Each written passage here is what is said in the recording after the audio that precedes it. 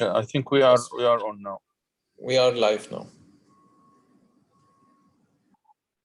Yes, just a couple minutes to give a chance to attendees to join us.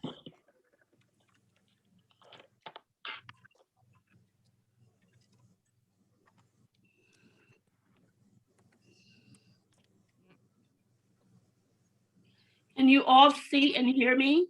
Yes, yes, we can see you, we can hear you.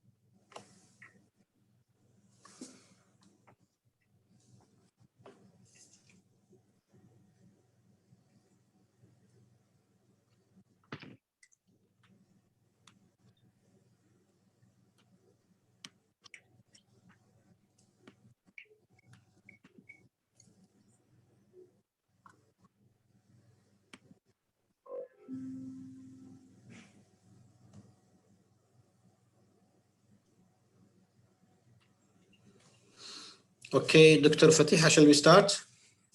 Yes, yes, please. Thank you, thank you. Okay. Good evening, good afternoon, good morning, everybody. Welcome back again to our last module for today. And let me start with thank Dr. Muhammad Fatiha to give me this opportunity to be your coordinator, Dr. Joyce. Let me start with welcoming you, and we are really happy and proud to see and to be with us today in our module. I would like also to thank all our participants for their effective participation and ideas and the questions. And you are familiar now with our system. You have a chat area, you have also Q&A area, so you can just raise your hand in case you want to ask after Dr. Joyce finish her presentation. Let me just introduce Professor Joyce to you. First, let me personally express my feeling that I am really proud to introduce to you one of my favorite and my effective mentor and colleague, Professor Joyce. Actually, she was one of our team in Abu Dhabi University long time ago, and she served with us, and she gave a lot of ideas and initiatives.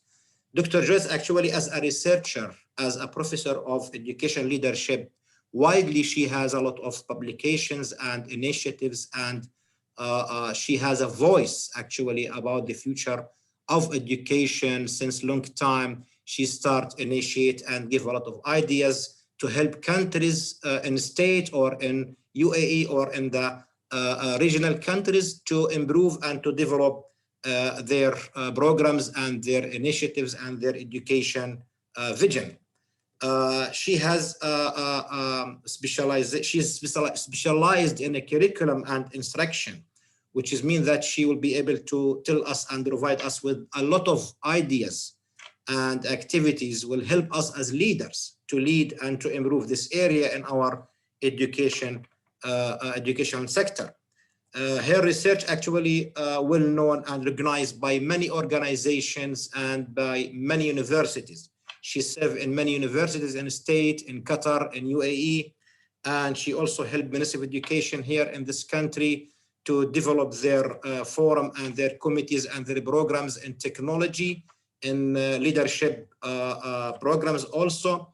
Her career started as a K-12 classroom teacher, and this is actually tell us how much she has a very rich experience, and she know a lot of details about how teachers work, what they need to do in order to improve their instruction and their supervision, as well as leaders and school principals.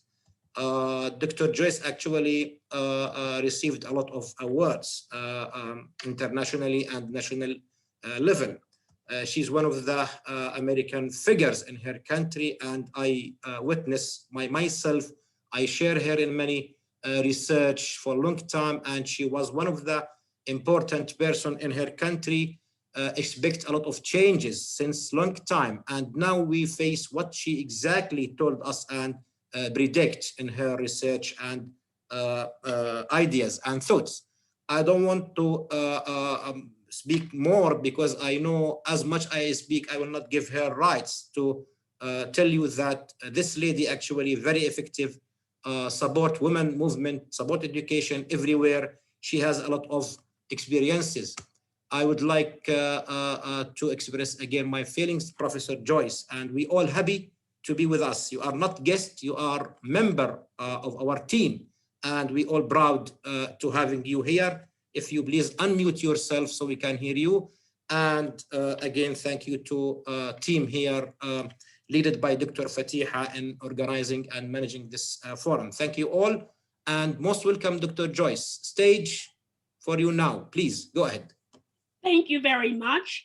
I'm just overwhelmed and honored to receive such a grand welcome from my dear friend and colleague, Dr. Ghanem Al-Bustani.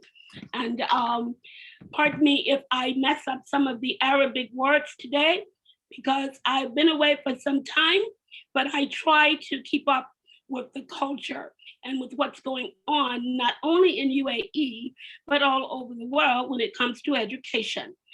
I certainly draw from my experience from being a part of the Abu Dhabi University team, as well as the Ministry of Education team back in 2006 until 2010, where then I began to branch out into other areas of the region. Sorry to interrupt you. Let me just announce that Dr. Joyce's Arabic name is Johaina. This is very nice name. Absolutely. And you know who gave me that name? We know that you give me that name, and I embrace it because I asked you, I said, what does that mean? He said, one who knows all. Yes. So I am not one who knows all, but I certainly today am here to share with you some what I call seeds of excellence or seeds of knowledge.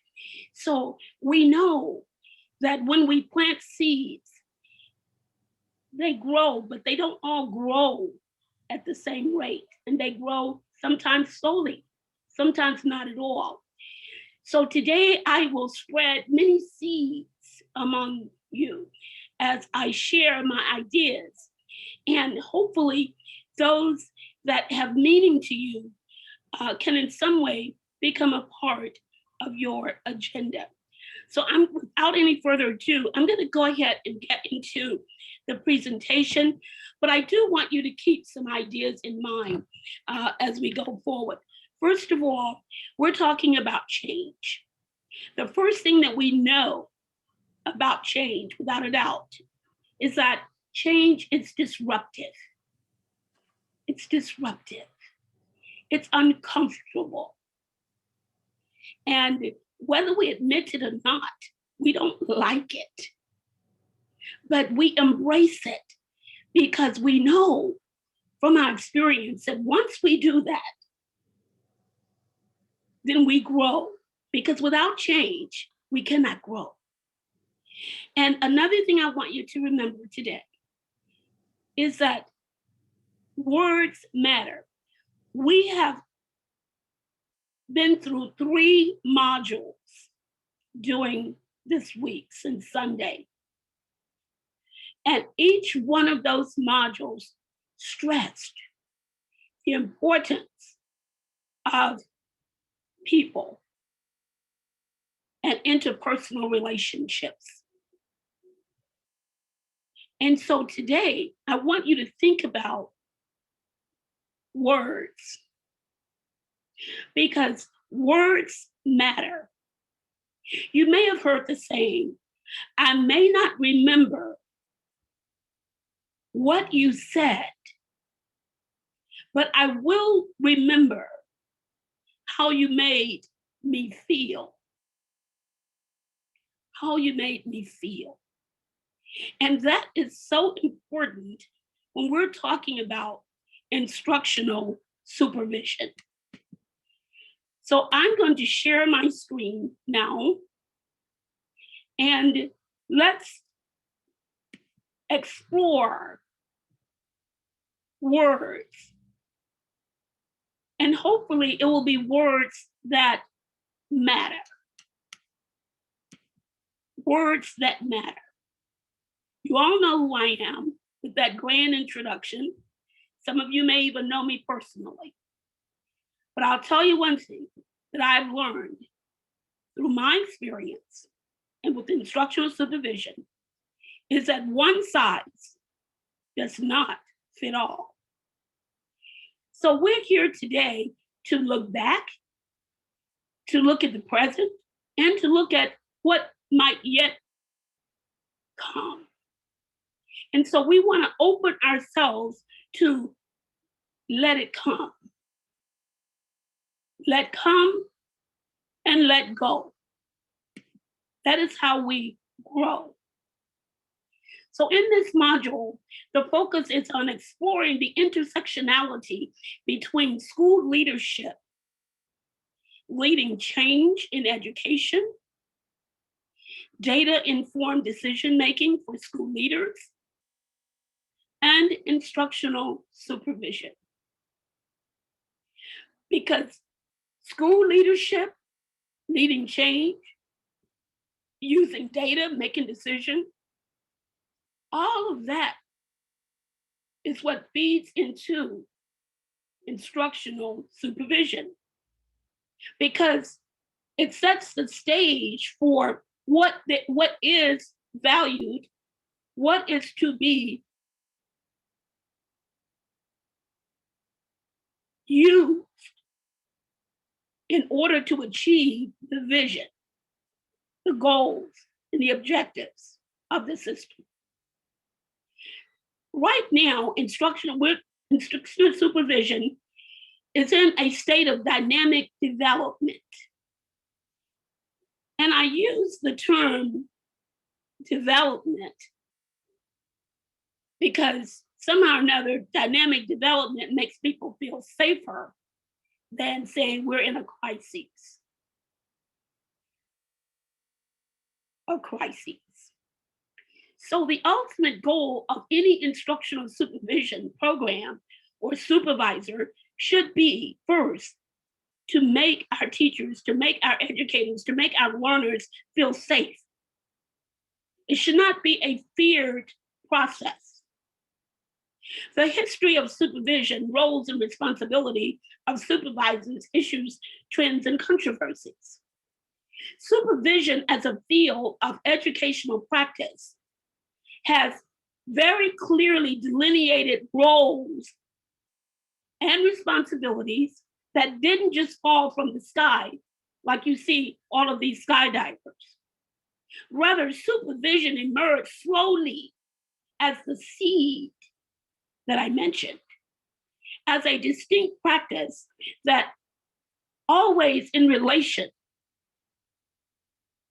to 4 critical areas: institutional, academic, cultural, and professional dynamics that have historically generated what we now know as a complex agenda that we call schooling. So supervision of instruction matters. It matters. It matters because of you. It matters because you are here today. So I wanted to just set the tone, the context for the environment that we're talking about by sharing this very short video about teaching in UAE schools. And I have been in UAE schools. I have evaluated principals and supervisors and teachers and learning materials, you name it. I was there in your schools, our schools. So now let's take a look at a perspective about what goes on and what's valued in UAE schools.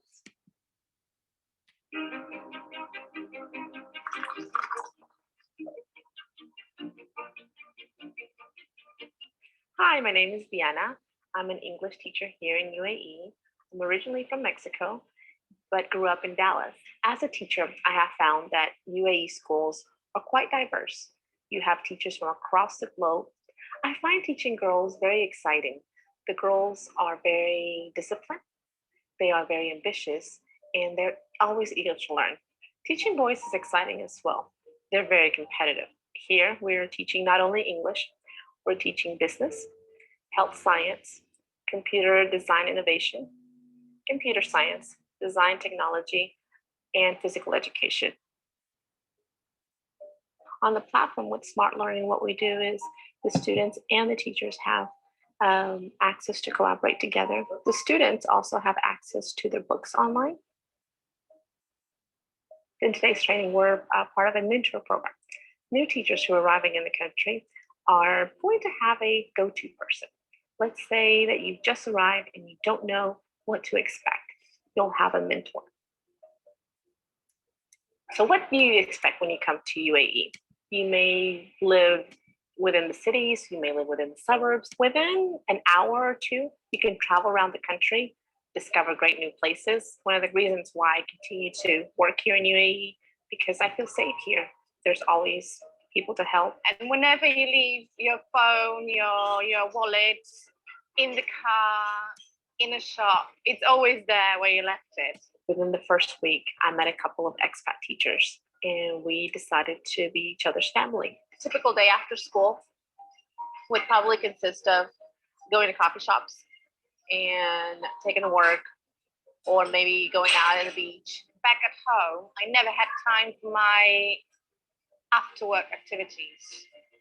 So it's been here that I started the gym, and it's been here that I took up new sport, which is paddleboarding. I never had time for myself. There is something for each individual, depending on what you want. If you want Dubai and this modern hip lifestyle, then that exists. But if you're a more worldly nature kind of person, that also exists. Just behind the school, literally, we have a really nice beach where we hang out and have coffee. When I brought my kids with me, they're more open and they're exposed to new things. It's a good place for the kids because it's safe and the education is good.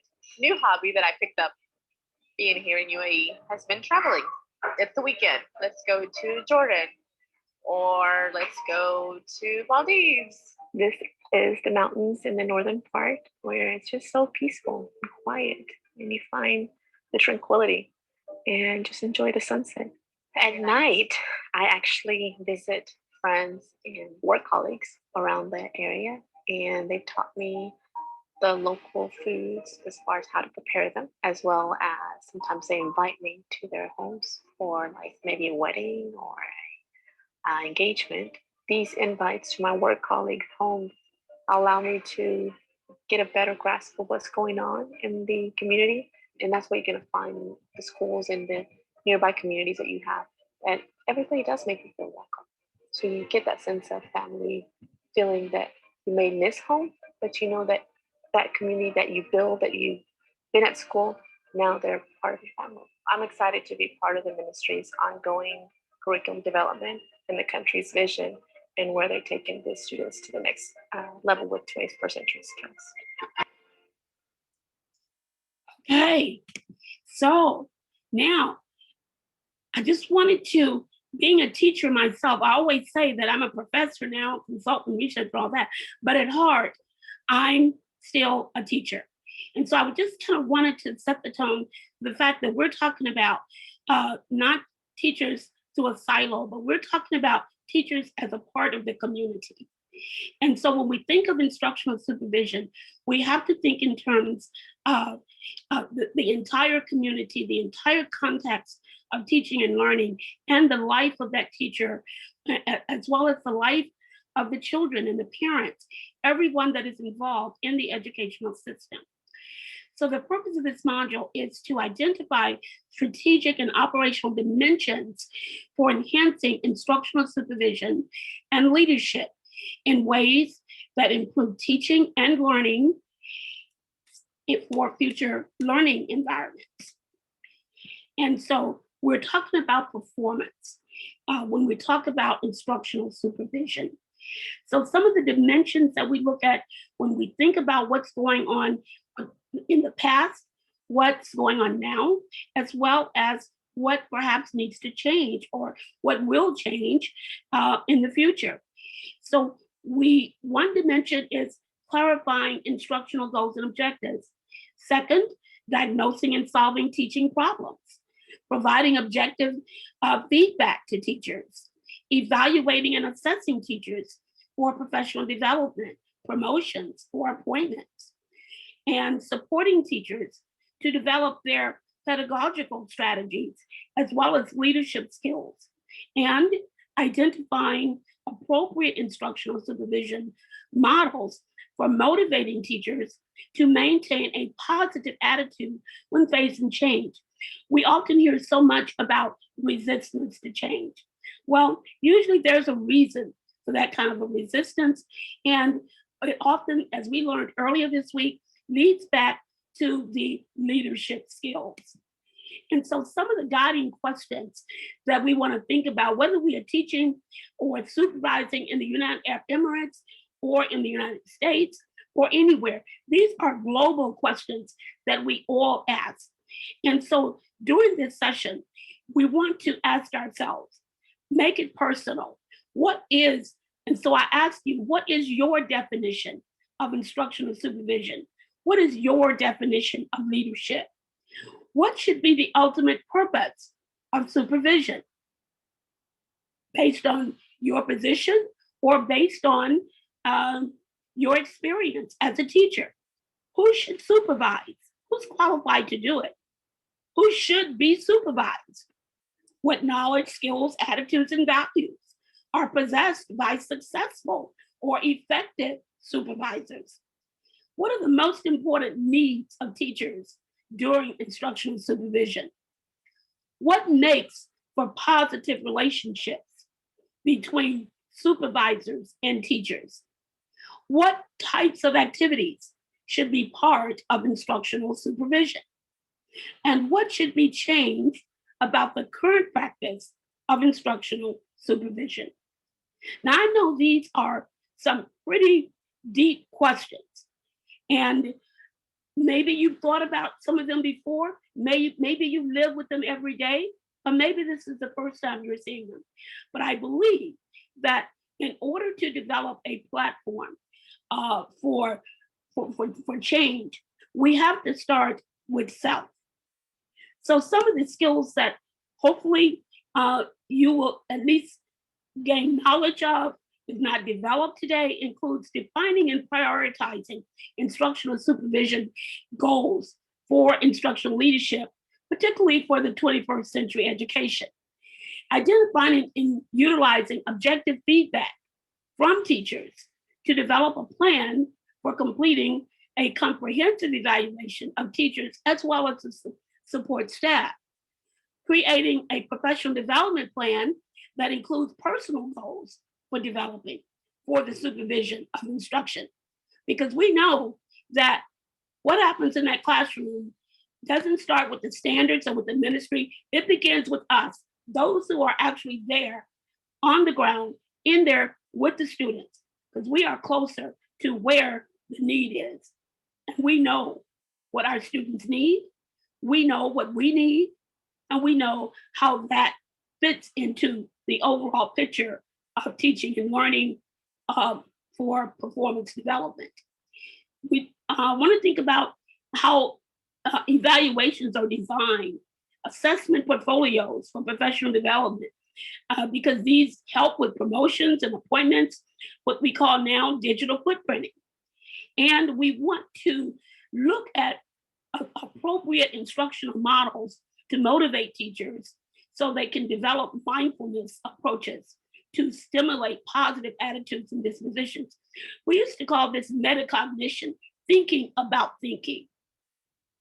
So reflection is very much a part of where we are, how we learn from where we have been, and where we go in the future. So in summary, this module aims to clearly describe these dimensions of instructional supervision, which the overall aim is to improve instructional leadership, teaching performance, and last but not least, student learning for 21st century. And so then there's just some more detail below that talks about teaching and learning improvement strategies and how it must be equity centered now, because we have so much diversity within our schools. You listen to the young teacher in the video who talked about how she makes connections outside of the classroom, how she travels, how she meets up with colleagues after work, and about being an expat and what it's like to be in a country where it is not your country, and so on. And we know, and I've heard this earlier this week, and looked at some of the feedback in the chat about the diversity of languages that we have. So we know that we have many differences, but above all, what's important is we have more things in common than we do different. So as stakeholders in curriculum implementations, teachers should be at the forefront of the instructional supervision planning process from the outset. If teachers view supervision as something that is done to them and not for them, but with them, its potential to improve schools cannot be fully utilized. And so we have materials that have been posted online that you'll have access to support this presentation that you'll have access to later. And you've been given information about how to access that. So we begin now with the guiding question of what are the dimensions of instructional supervision in educational system? And we just reviewed that. So I want you to think about that and look at your notes, because we'll be referring back to those from time to time. And then last but not least, why does instructional supervision matter? And by the end of this session, hopefully we will expand your body of knowledge and understanding about why supervision of instruction matters even more today. First of all, it matters because we have to think about, if you think about the word supervision, it includes the word vision. Vision. So that's a reason. Where to go from here is the question. We know that if we continue to do what we've always done, then we will continue to get what we've always gotten, or we may get even less than what we have. So we ask ourselves this question: what do I want? What do you want? What is vision and mission? Okay, what are the standards that are important, that are guiding what we want and what we choose as our vision and our mission? Life and career competence. What do I want as an individual, as an educator? 21st century skills. What does that mean to me? What do I have to change? What do you have to change? And what does research say about current practices and the changes that we choose to direct? What have you been doing to get what you want? If you're not where you want to be, if you're not getting the results from the instructional supervision that you're involved in, whether you're on the receiving end or whether you're on the giving end, what have you been getting? And what usually results from supervision is data. How is that data being used and interpreted and applied in order to improve practice? We heard yesterday about the importance of data and some strategies about how to use data and why it's important, why it's significant. So what is your plan to incorporate data, standards, vision, mission, all of this into your improvement plan? So we begin by components of effective supervision and teaching. Part one. And in this section, we'll talk about basic strategies and procedures for digital data gathering, coaching, conferencing, strategies for collecting data, sharing video exemplars where you'll hear real voices of teachers talking about what they believe are some of the values and some of the important things that should go on during instructional supervision. We'll talk about mindfulness and what that means, and introduce new and emerging supervision approaches and models that you might consider that could be determined whether teachers are motivated or whether they're not. So how are we matching our supervision strategies with the needs of the teacher? Many questions. So we begin here, differentiating between leadership and supervision. We need to distinguish between these two terms because they are related, but they are not exactly the same. So how are they similar? How are they different? Leadership and supervision. They go hand in hand. Management concepts of leadership and supervising have many similarities, but there are some important differences. In general, you can lead in many ways without being a supervisor. But effective supervisors often have or must have good leadership skills. Effective instructional leaders, such as principals, must have both good leadership skills and effective supervision skills. Now, depending upon your school or your educational system, the principal might be the instructional supervisor, or there might be a different person in that role. Supervising is a specific job function, whether it is a specific job title or whether it is included within the job function of one who's in charge of the school, such as a school principal, assistant principal, etc. It is a specific job function whereby you monitor and provide feedback and direction on the performance of subordinate employees, including school staff, teachers, and learners. So it includes everyone.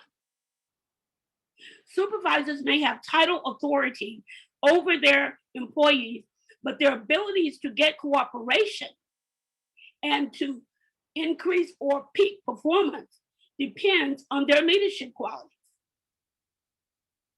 A title alone will not give them the effectiveness in order to get results. So interpersonal skills, which we've heard all week, and we're going to hear more about that today. Effective instructional supervising leaders are more likely to depend on motivating teachers, staff, and others to give their best. Motivation. What is the motivation? How do I make you feel when I give you feedback? Not what I say to you. Do I make you feel like you want to improve? Do I make you feel like you are valued and that you are worthy and that you are competent? How do I make you feel? So we look at the system of instructional supervision, which is dynamic and it's changing. But the system of instructional supervision usually begins at the top. It starts with the organization or the ministry or other organizations within that structure, whereby there's a mission, there are priorities, and there are goals. Then it moves down to the school level or departmental level, which in turn, responsibility becomes goal setting and alignment with the mission, priorities, and goals that have been set. Now, some might say, well, this is a top-down approach, and it should be the other way around. Well, I don't argue with that. We're talking about what has been going on in the past and what is going on now and what needs to change. And I'm seeing can't read all the comments that are coming in, but What I'm seeing, I am agreeing with, and leadership motivates others to do the job in an outstanding, creative way. Absolutely. Absolutely. And so we look at, it comes down to, but ultimately it comes down to the individual. As I said earlier, it comes down to me, comes down to you. We have process and systems. We have policies. We have culture and value, which are more important than ever while we're living in a global educational system now, a global society. We're living in a diverse world. Performance standards are important. And so we have all of these pieces of the wheel: job competencies and position descriptions, recruitment and hiring, expectation and goal setting, professional development and learning, ongoing communications, support, coaching, and monitoring. This is a critical part of instructional supervision. So it's performance evaluation. Because with performance evaluation, we know that we're looking for job competencies, which might influence position movement and as well as descriptions in terms of our functions.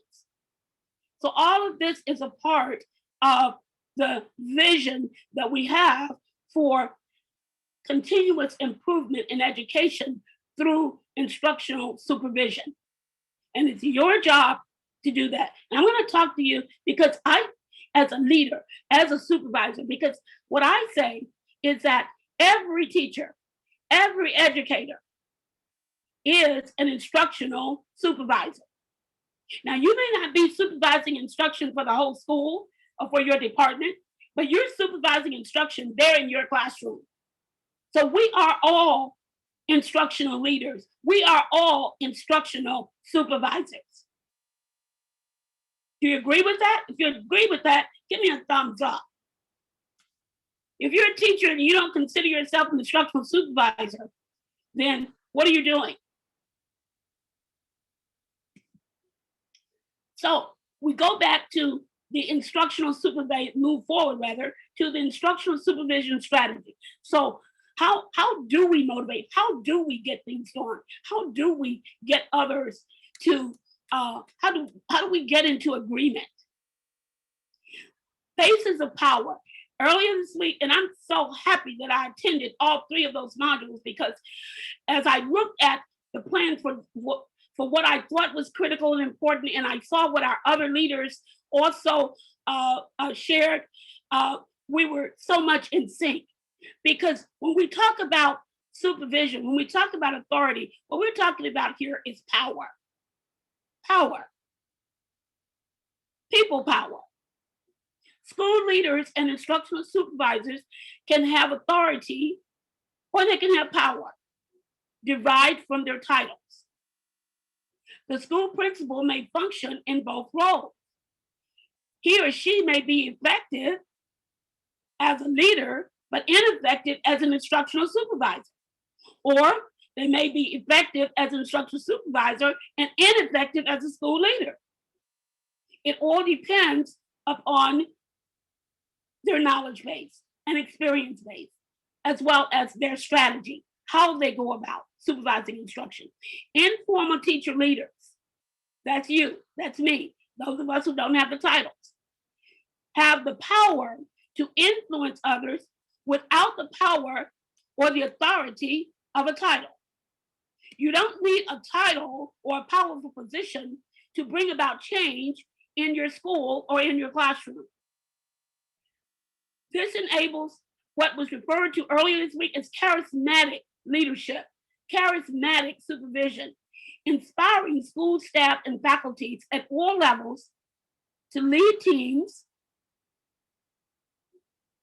I said, because it's teamwork, teams, and to motivate workers through teamwork.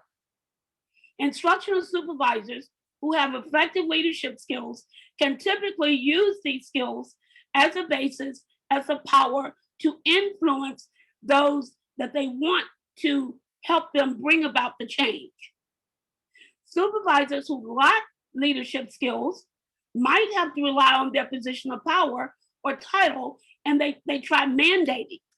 But we know that mandating without motivation doesn't always work. Then we go to coaching. That's a part of instructional supervision. At one time, instructional supervision was more on the inspection. The supervisor come in with their checklist and they go through and they mark a bunch of stuff down in terms of what they see, what they do not see, what the teacher is doing. They leave and then they write up a report. And then the teacher finds out about it later during their performance review. Well, today, the move is to move more towards coaching, and this is going to continue in the future, particularly as we move more into online learning. And so, what is coaching? Effective school leadership typically means motivating or inspiring others to act in a way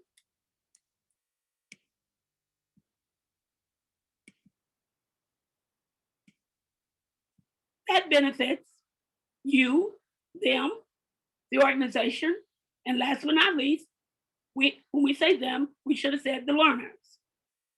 Instructional supervising usually has a coaching element today, where the supervisor and the teacher or employee interacts to improve the instructional process and student learning. Is that interaction present in your current structure? School leaders at higher levels do not always have oversight responsibilities for the performance of others. That would be a principal who might have an instructional supervisor that is assigned so many schools by the ministry or by a school district, depending upon the structure, the political structure of your educational system. Instructional supervisors who are not school principals by definition do not always have subordinates and typically have responsibilities to help them set goals, develop, and ultimately achieve those goals. Now, you might know some of this, but I'm presenting this in a way as if we're all starting from the same base. So what are the traditional responsibilities of instructional supervisors, given what we have just talked about? Supervisors usually wear 2 or 3 hats. Usually they're doing more than one thing, but it may be that they're dedicated to that job and they have 10 schools, 15 schools, and that's all they do. But whether it is a dedicated position or whether they are wearing different hats, they all perform these responsibilities: mentoring or providing for mentoring of beginning teachers to facilitate a supportive induction into the profession. We heard that in the video, the UAE teacher, the mentorship program, bringing individual teachers up to minimum standards of effective teaching. This is their responsibility as a supervisor. Improving individual teachers' competencies. No matter how proficient the teachers deem to be, every teacher can grow. Working with groups of teachers in a collaborative effort to improve student learning. Working with groups of teachers to adapt the school curriculum to the needs and abilities of diverse groups of students, which we have today, especially students who have language disabilities or language differences or other learning disabilities or just other types of cultural needs, while at the same time bringing the local school curriculum in line with established standards. Relating teachers' efforts to improve their teaching to the larger goals of school-wide improvement. These are just the core responsibility of the instructional supervisor. So think about, who is your instructional supervisor? Who does your evaluation, or who do you evaluate if you happen to be the instructional supervisor? Do you wear more than one hat? Is that your job? Or whatever? If you're principal, are you doing both? Or do you have someone else to do it? Doesn't matter. The functions are the same. Instructional supervision is guided by standards. Instructional supervision, leadership and education, regardless of standards, it's all about the learning.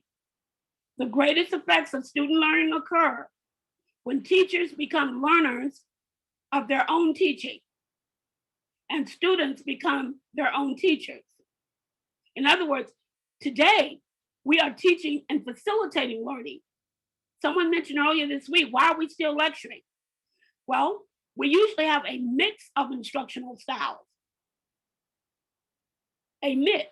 Not one instructional strategy is appropriate at all times. The learning of, one thing I thought about when I was putting the session together, I would love to have had not 90 minutes, but I would love to have had, instead of 1.5 hours, probably 1.5, maybe 2 days to go through this kind of training. But we don't have that. So we have to use the time that we have in order to plant the seeds so that perhaps later you will have something to fall back on that you can continue to grow. The learning of others has to be at the heart of the decision maker by any educational leader or educator. The learning of others, not the evaluation, not promotions, but the learning. Assessment determines this. Assessment actions for instructional leaders. 5 things that every instructional leader should always keep in mind. Expect. What are your expectations? Inspection. What are you going to inspect? Direct. What will you do as a result of that? How are you going to direct? And how will you give in that process respect? And how will you teach others, yourself, as well as the teachers or your staff, how to reflect on these expectations, as well as the result of the inspection to direct future behavior? So, actions for leaders, some things you do, you discuss how, when, and how often understandings, knowledge, and skills are assessed. When does it take place? When does supervision take place? There should be a specific timetable or strategy so that everybody knows when the instructional supervision takes place. Monitor the variety of assessments. Assessment shouldn't be just a one-way street, just one method. What are the different ways or strategies for assessments? Measure and increase teachers' assessment literacy. How well do teachers understand the assessment? Because if teachers don't understand the inspection or the report or the expectations or the standards that you have, then you're going to need to provide some coaching and support. Encourage teacher teams to analyze student achievement on classrooms assessments and adjust instructions. How are we encouraging teachers to not try to solve all these problems by themselves? The days when the teacher would go into the classroom and close the door and what goes on in there is my business are over. We mentioned the smart platform, smart learning platform now, where everything is online, it's available, it's accessible. Provide time to develop appropriate assessments. In order to achieve all this, instructional supervisors, as well as teachers, must have time before they can achieve these kinds of high expectations. So effective supervision requires clear guidance, particularly for instructional reflections. How instructional leaders or supervisors communicate expectations about classroom instructions. How do instructional leaders, supervisors encourage teacher reflection about instructional practices and making needed changes? How instructional leaders or supervisors inspect the instructional environment to determine the prevalence of research-supported instructional practices. In other words, what are you observing as an instructional supervisor? And how are you reflecting on that as it relates to the instructional process? One suggested activity that you might take on once in following up in the session is think about these ideas and then discuss them in small groups with other teachers or with colleagues after you've completed this module.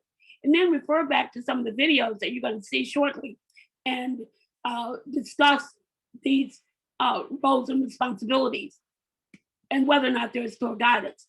And we talked about standards. We mentioned that. We said, above all, we wanted to make sure that what we're doing aligns with the central mission goals, et cetera, which is often determined by the standards that are set for instruction. This is just an example. And I don't have, I read the standards. I know UAE has their own instructional standards. I was a part of helping to develop those some years ago, but they've changed, I know, over the last 10 years. But basically, most instructional standards include 5 core areas in one fashion or another. And that is student achievement, the degree to which students master the content. So they're looking at that teacher's effectiveness, they're looking at the learners, they're looking at how students are performing. They're looking at content engagement when they come in to do their supervision, the degree to which students are brought into and actively navigate their academic experience. They're looking at the kinds of activities that students are engaged in order to be able to access and perform based upon the way that that classroom or that content is structured. We're looking at supportive community, the degree to which students participate in, support, and enrich the academic experience of their classmates. How are they involved in the community? Are they doing project-based learning? Are you getting them involved in entrepreneurship? Are you teaching them independently? What is going on in that learning community that supports student achievement as well as content engagement?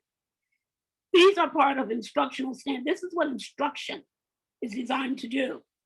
Now we're looking at the lesson design, instructional design, and the facilitation, the degree to which the teacher designs and facilitates a lesson that moves all students forward academically. Motivation, relationships, and classroom management, the degree to which the teacher motivates, builds mindset, and creates a supportive classroom community. So these are 5 core areas that, regardless of how your standards are set up, these 5 core areas are included in some way.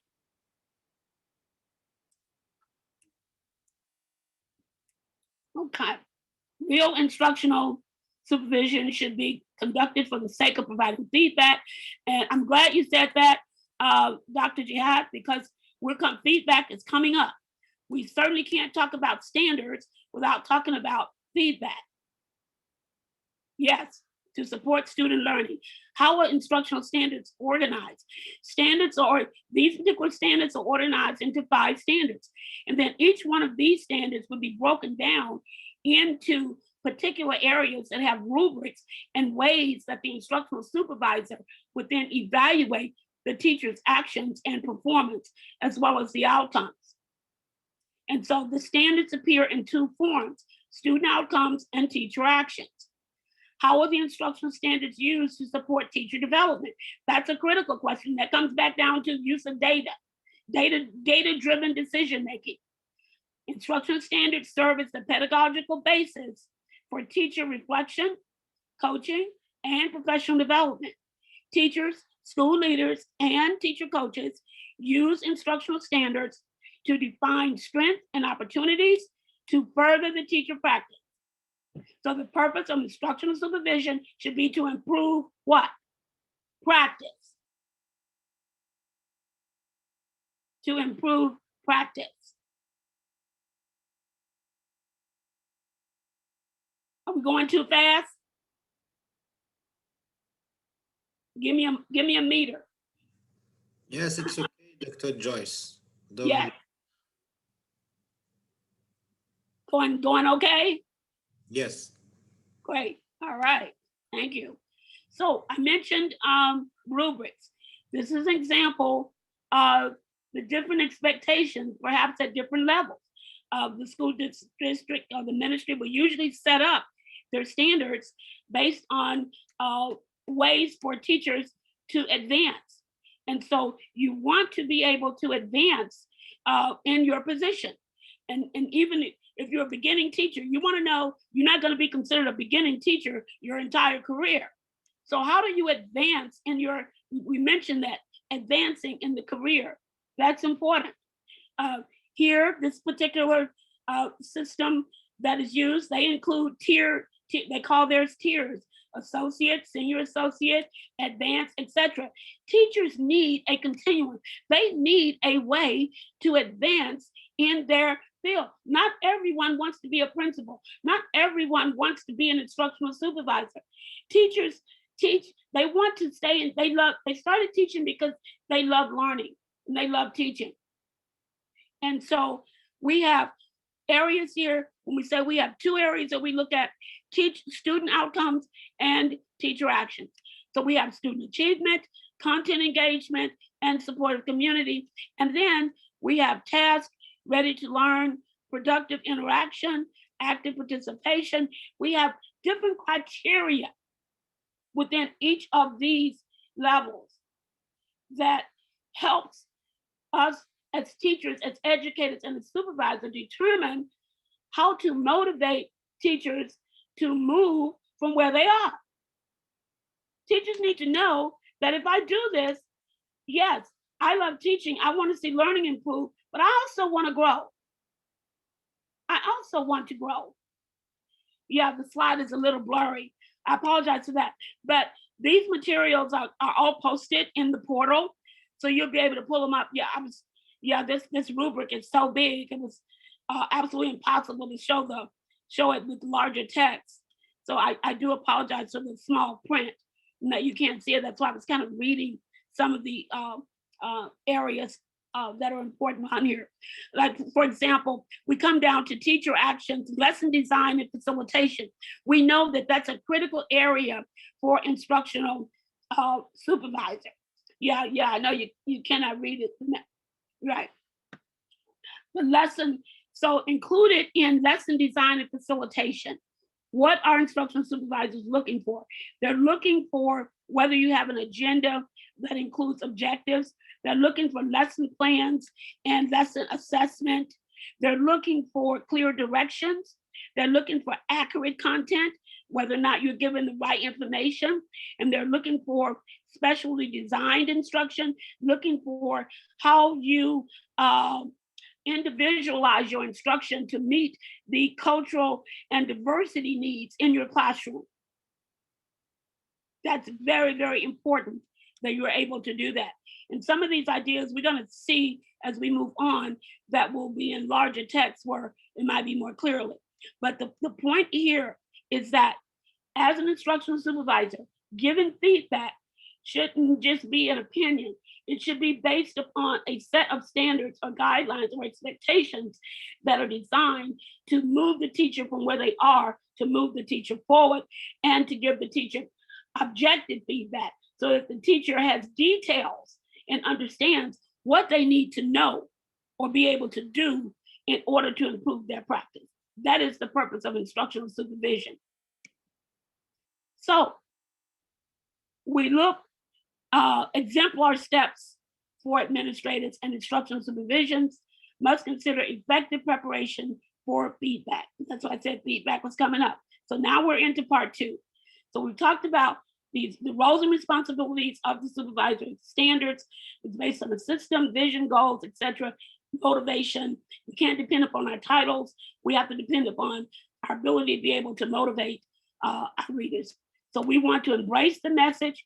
As I say, embrace the message in the misery, because for some, it might be uncomfortable in order to give negative feedback. And sometimes it's hard for an instructional supervisor because they don't know how, they haven't been trained. And also it's difficult sometimes for teachers to understand the feedback because they haven't had the effective training for that. Yes, the ultimate goal of teaching and learning. Absolutely. And so we're going to pause for the calls here. Hopefully this video, you can hear it. But over to the right, I have 5 areas. These are teacher voices.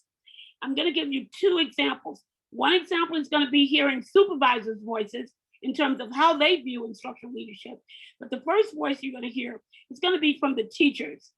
And I want you to think about, based on what these teachers talk about, what's important, what emerges in the video as it relates to some of the concepts that we've talked about. In other words, how do they see the role and responsibility of the supervisor? Know how to step, how do they talk about and describe communication between themselves and their supervisor? And how do they apply a feedback framework to give constructive and supportive feedback within a supervisory context? And how do they talk about work plans that include performance or performance development goals? One particular teacher talks about expectations, what her expectations are when the supervisor comes to her classroom. Know how to create strategies for effective supervision and performance meetings. And so a couple of teachers are going to talk about interpersonal skills when it comes to that. So let's see if we can make some sense of this. Teacher viewpoints of instructional supervision.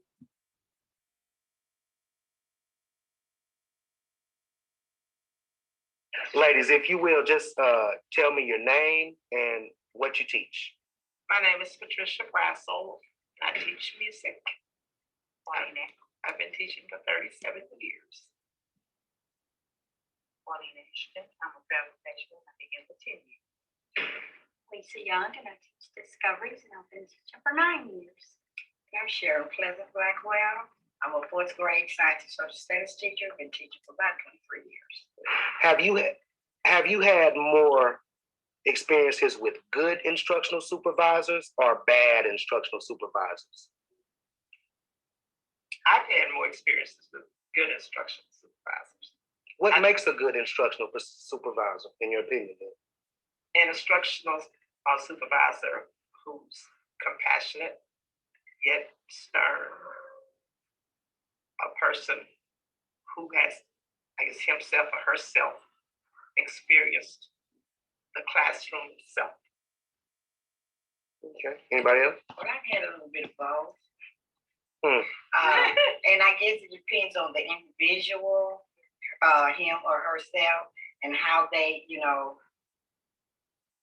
get along with an instructional supervisor. It depends on, like she said, the expertise, but how they bring it to the person that they're bringing it to. Sometimes it's all in the way they say it, what they're saying to the other person.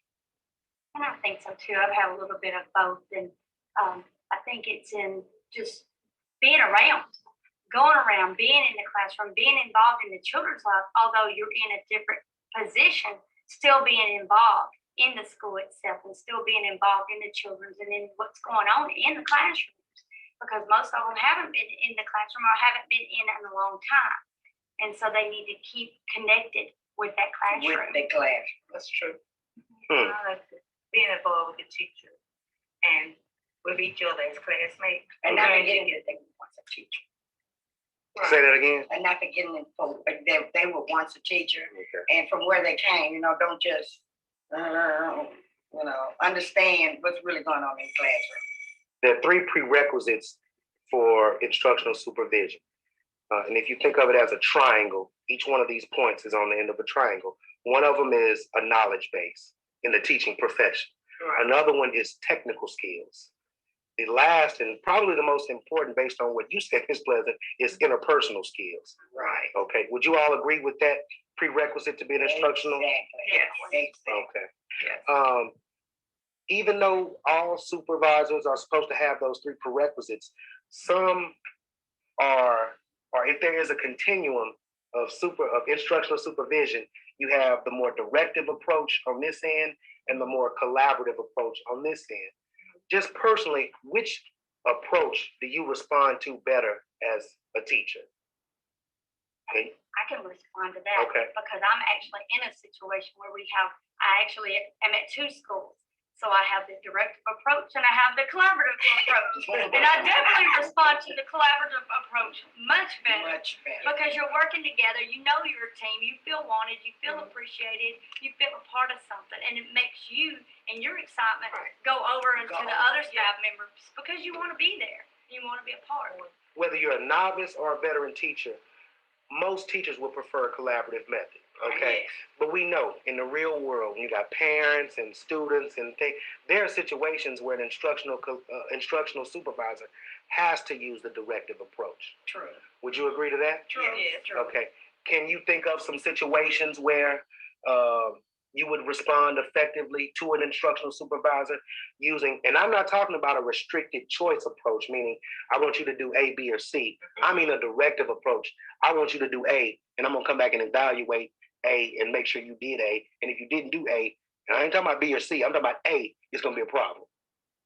You can see that when you're doing data analysis, for Okay. example, because you need that data done. You need it done so that you can look at the children's evaluation, so that you can see where you started and where you're going and where you're going to end up for the year.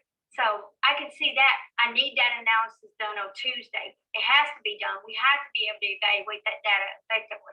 I can see that as being something that would have to be a direct approach, because teachers do tend to get lost in paperwork, and sometimes there's so much paperwork you forget about the things that are important that you have to have. And I can think of another example. It was our present, I guess, supervisor. She has a love for the smart board, you know, and it is effective. When I started teaching in 1974, so I can catch up with this stuff. And so, I think we got an email one time that said, it was while I'm doing work sites, you may or not be using the smart board, because I realize that you don't use it all the time. But when I do a formal evaluation, I want to see the smart board, and when the formal evaluation is going to be. I want to see that smart board is being incorporated into your lessons. You can't argue with that. I mean, that's one of the components. And so, yes, I can take a directive. But would you say that the best instructional supervisors have to use a mix of both collaborative and directive approaches? To be effective. Yeah. To be effective. Even though teachers prefer collaborative supervisors, when a teacher makes the transition from a teacher to an administrator, there is an inclination to be more direct. Why is that? That as teachers, we like collaboration. But as soon as we become an administrator, we start being directed. And then as we mature in our administrative and supervisory roles, we become more collaborative. Why do you think that is? Partly because now you've got that leadership on you. Well, first, do you all agree that happens? It does happen. Yes, it does. Okay. It does happen, because you're stepping over into a new realm. Now you feel like, well, I'm not really a peer anymore, so I've got to set myself up to make them respect me more, not make them respect me more, but differently. And that I'm a leader now. I'm not just on the same playing field as them. I'm a leader, and they have to respect me as now I've got to tell them certain things to do. I've got to line them out on certain things, and sometimes when you teach on the staff, you know of some things that are happening should be happening, as you're teaching, and then the first thing you may say, when I become principal, I'm gonna straighten that out. What advice would you give to classroom teachers who are currently in graduate school and taking courses in supervision to one day become an administrator? What advice would you give them to help them become better instructional supervisors?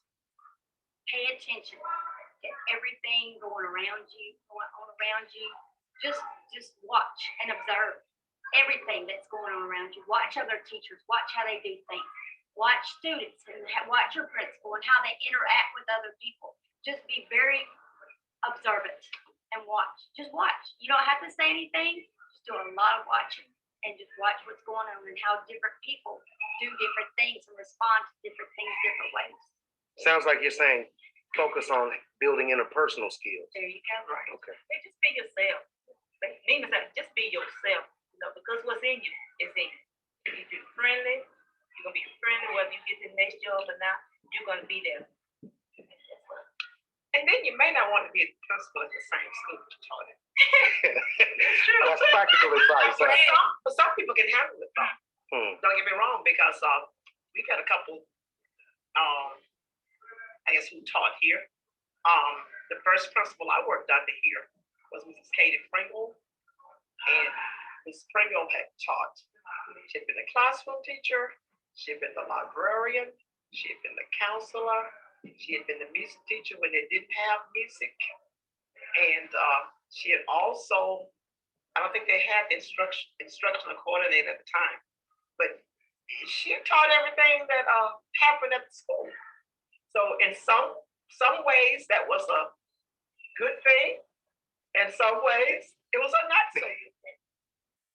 Okay, so I'm following the comments in the chat room. So you've heard the voices of the teachers, and they gave us some very pertinent advice. One of the most important ones was be observant. Be observant if you are an instructional supervisor or if you are a teacher, being new or experienced.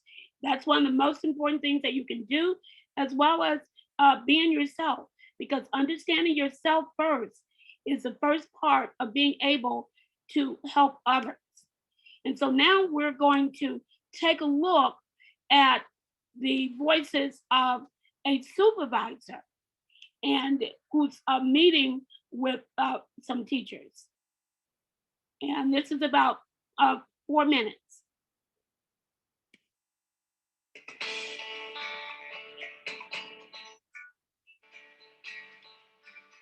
As a principal supervisor, I am not the principal. I am the facilitator of the principal's learning. We are no longer just checking boxes off and saying, did you do this or not? But we're actually side by side with principals.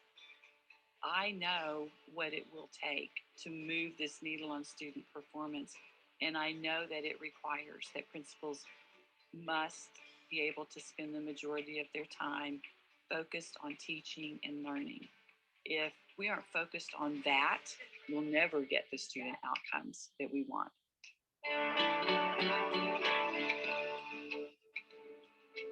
In Tulsa, they call their principal supervisors instructional leadership directors. Here in Washington, D.C., we call them instructional superintendents. Our instructional superintendent position is one of the most important positions in DCPS. It sits at the nexus between schools and our central strategy for educating young people. In order for instructional superintendents to really maximize teaching and learning, they can't really be responsible for anything else but teaching and learning. So how will you show what you know about this book? We have to read it about the details first. And Notice how the instructional supervisor Over 8 years is ago, our instructional engaging with the superintendents were students in this responsible teacher's for classroom. teaching and learning, and school operations, and school discipline. Remember, we and mentioned if there the were two boiler broke, and dimensions if the parent had a complaint, and everything in the supervision. world The teacher's fell on actions the instructional and then the superintendent. student. To some extent, each instructional superintendent had their own sort of kingdom. And for some people, We can't that was hear the it. pinnacle of management I've and got the volume turned all their the way up. professional careers. No, that it's you okay. It's cannot clear. do all of Clear, those it's a clear things now. picture, Joyce. And It's so clear. there were Clear. some Maybe people they have who some really issues, some of them. Yes. when we stripped away all of the operational things so that instructional superintendents were just focused on teaching and learning. And so over the course of a few years, we changed the way our instructional superintendents worked. We also learned over time that an instructional superintendent can only manage so many schools well. Initially, each instructional superintendent had anywhere from 22 to 30 schools. And a few years ago, we cut that ratio down so that at this point, each of our instructional superintendents has about 12 schools. And that allows the kind of constant nurturing and support and relationship building that each instructional superintendent needs to appropriately support their principals. And that's when we started to see schools soar. The relationships that I have with all of my principals is one that spans a gamut of coaching relationship, from here's the information, that's what we need to do, to what are you thinking about and where do you want to go and what's your planning? On a typical day, I will be in my car for about 2 to 3 hours. Right now, I really am working on trying to balance coaching and supervision. Sometimes there are just things that principals have to do, and I have to be able to give them an evaluation at the end of the day. But what I'm hoping is that I will build such strong relationships with my principals that they understand that all the feedback that I give them is about growing them. So what might you be telling the teacher, or what might that conversation be like? I think I would ask her first, what did she notice with the lesson and what would have made it a little richer for the kids? She's been a mentor, a coach, an evaluator, a sounding board, a thought partner, everything all rolled into one. I couldn't imagine doing this job without that position there. My building's undergoing a lot of renovations. She and I don't talk about that. I talk to our operations person. And I think that's good because it keeps us focused. It keeps me focused on my main role, which is the instructional leader of the building. And so what did we see in our African-American boys? We saw engagement in the today. classroom. I know. Right? It was great. The professional development that we get as principal supervisors has been key in my own growth in this role. We meet weekly. We get rich professional development. We solve problems of practice together. Instructional superintendents are playing a big role in the improvement of the school district because as a team, we are raising the bar for ourselves. And by doing so, we're raising the bar for our principals. Having instructional leadership directors is something that's very new for Tulsa. An instructional leadership director in the Tulsa Public Schools is someone who serves a portfolio of schools and is really the instructional leader and coach for the principal and to some extent the teachers in that portfolio. I think there's a sense of why do we need 9 instructional leadership directors if before we had just 2 associate superintendents. But when you have a chance to actually have a conversation with those and they start to think about how unreasonable it is to think that one person would be supervising 50 people, all across the town and 50 different schools, it starts to make more sense. It was quite a paradigm shift for our principals and our schools when we implemented instructional leadership directors. I do think it was a challenge for some of our kind of senior principals who had been around for a while and feeling that there was a loss of autonomy or that someone was intimately involved in their work. The ILD wears the hat of a coach and also the hat of a supervisor. Some of our principals had concerns about the shift to an ILD framework. And that was often voiced at first. How can I be open and honest and forthright about some of the things that I might not be doing well when in turn you're going to eventually evaluate me? And so we've really worked on having a genuine relationship where people feel safe to share their areas of growth and that the work can take place in a safe, collaborative environment. When your coach, when your boss, when your supervisor comes to your building or sends an email that says, I want to talk to you, there's always this, oh my gosh, did I do something wrong? Did I forget to do something? What should I not do? It has been really nice though, to be able to just open up and say, so this is where I'm really struggling. It's not evaluative. It truly is in the coaching aspect. So that has kind of taken away a lot of that fear of asking for help and not having to feel like I need to be perfect. So for the whole group, for the math piece, what's something that you would provide as a praise? Again, another management piece. She's really struggled. She's a first year teacher, so she has struggled to get her whole group really tight so that the majority of the kids are just compliant. I have 12 schools. I schedule a regular site visit for every school every other week for a half day for 3 hours. I visit one school in the morning and one school in the afternoon. And the principal and I spend 3 hours together doing a variety of things. We spend part of that time visiting classrooms and some of it doing some data work and maybe just some on-site professional development that's differentiated for the principal. So these would be your teachers that may have either high skill and low will or high will and low skill. Every time our ILD comes, we look at what are the outcomes for students. I'll be honest, our days are very full with managing crisis. And sometimes those very critical conversations don't happen because we get so caught up and so busy in just managing a site as challenging as ours day to day. So having opportunities, focused opportunities with my ILD to bring that back to what's going to make the biggest impact for kids, that's huge for us. It keeps us on track. Overall, principals need to know that regardless of what it is, if it is on their mind, if they are worried about it, don't understand it, or are just thinking of a new idea or are perplexed with something, that is something they can bring to me and talk to me about. Being a principal can be very lonely. I believe, though, with the system that Tulsa has put in place with the IODs and the portfolios, I believe that has taken away some of the loneliness, because you're building relationships with other principals. You're seeing them at least once a month. So there are 3 here, 1 here, and 1 here. So each group can have one standard. I think instructional leadership director work can have a huge impact on how all of central office thinks about their work in support of principals as instructional leaders. This kind of work has been such a paradigm shift for us. I think there are still those who long a little bit for the days of where we just closed our classroom door and did our thing and didn't worry about what was happening outside the classroom or outside the school building. And those days are history. Initially, when that change happens, people are startled by it, like any kind of change. But certainly what I've heard in talking with our principals is how much they are amazed by the kind of growth that they've been able to make in their own professional trajectory. When your supervisor is in your building all the time and walking with you and experiencing challenges with you and in your teacher leadership meetings, it's a very different dynamic than the drop-by boss who comes once a month. And I think it creates a kind of partnership between our principals and our instructional superintendents that makes our principal work much stronger. They are both the keepers of the vision and the executors of the vision. They are where the magic happens.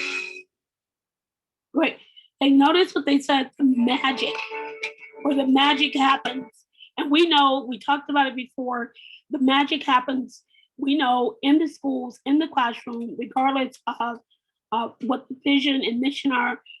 It's important for us to consider the basic strategies and procedures for what happens during that instructional supervision process, such as data gathering and how that data is banked. In other words, how is it saved, and so that it can be accessed again by the instructors and by the schools, and how it contributes to coaching and conferencing that will be shared in some upcoming examples. So one of the ways that teachers can assist or supervisors can enhance their instructional supervision is through electronic portfolios, which we now call electronic footprints. And so teaching portfolios are a way of capturing much of what goes on in the classroom, so that when that instructional supervisor comes, you will have some basis for, I guess, having a little bit more control or a little bit more input into your own evaluation and so on, and some basis for discussion. So the kinds of things that you want to put in your portfolio would include your resume. In other words, keeping it up to date. Oftentimes as teachers, we do a lot, but we don't always update our resumes or our portfolios, so that we're tired and we're overwhelmed by everything that we're doing, but we don't have a way of actually providing any evidence of that. And so it's very important that you are able to provide evidence of what is going on, because keep in mind, when that inspector or that supervisor comes, they're only there for a limited period of time, and they're not going to be able to see and gather the whole context of what actually goes on in that classroom. The supervisor can't do that, and the teacher is not going to be able to demonstrate that. So you're talking about a point in time, whereas you have your portfolio, which includes your personal talents, your accomplishments, what you've been doing, your philosophy of education, and your references.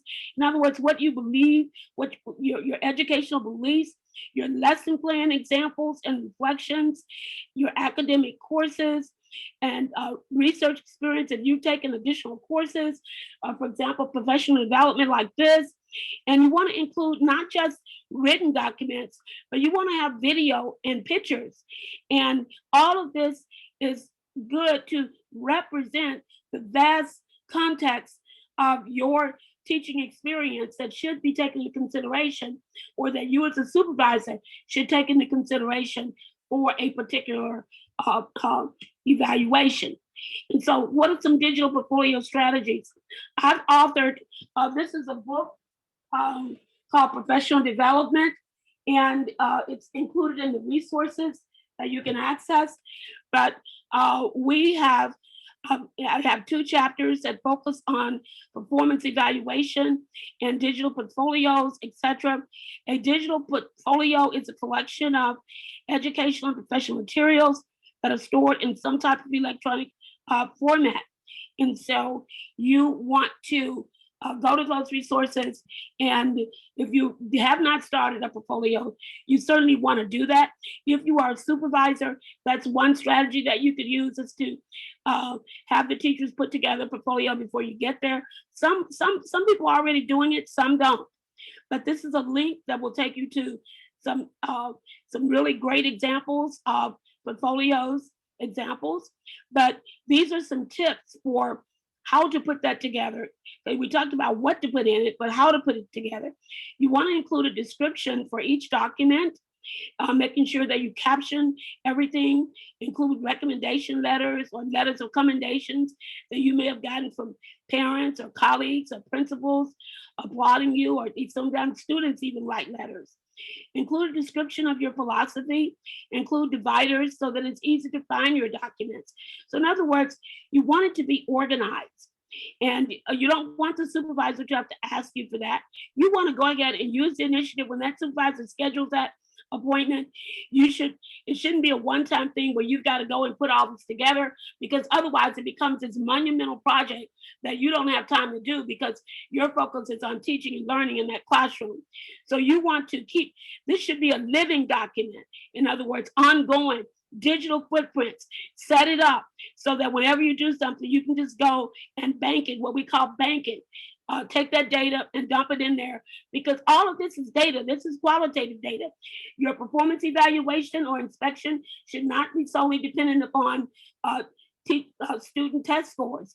You want both quantitative and qualitative data to be included as a part of that instructional supervision, because data is important, both kinds of data.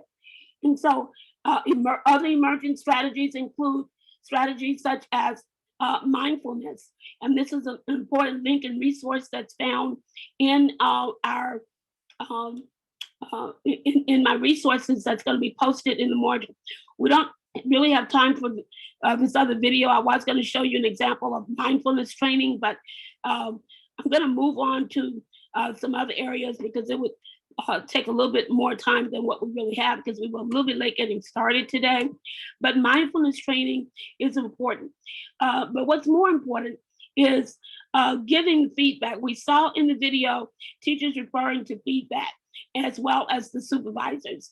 And some of the things that you may have observed or you may want to think about as a supervisor is, what are your motivations for giving a particular set of feedback? And you want to sometimes not just tell, but ask for permission. May I use examples like, may I share something with you, Dr. Rosina? May I share something with you, Lavinia, that I observed? Ask for permission. Don't just always go in telling the teacher what you observe.